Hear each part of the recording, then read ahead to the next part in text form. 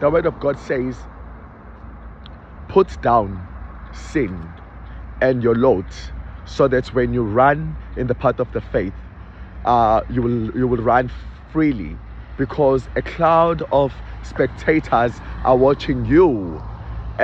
Watch or fix your focus on Jesus. You see, all these people are watching you, but the least you could do is to be aware of the enemy tactics.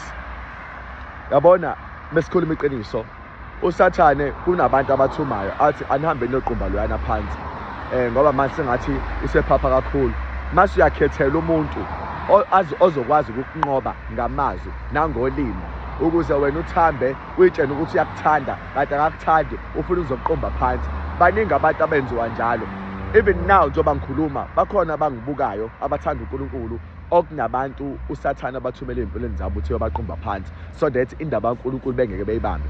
Which is why bebeqeda ukulala nawe, this is what they will say, wena ke usazoqhubeka ukhonza uNkulunkulu, usathanda uNkulunkulu, noma usuwenza lezi zinto nje ucabanga ukuthi umuntu okholwayo engakwenza lokho. Bakusho lokho ngoba vele inhloso yabo ukuthi bakuwise. Wena ngoba uNkulunkulu uyazi ukuthi uyakuthanda, asikho isidingo sokuthi ulibele usaba ukuyokhonza uNkulunkulu noma lo eselale nawe. Vuka uyithuntuthe, uma ngabe ubona ukuthi sabuthakathaka, hlambuluka ezonweni uNkulunkulu akuhlambulule, and then i-strength esiningi siqala lapho sokuthi uthi-gather yourself. If u-strong sokuma ushumayela ivangeli, izinto eziyimicibisholo eminingi usathane asisha ngayo ziwa lapho ngale nkathi sishumayela ivangeli. Hallelujah.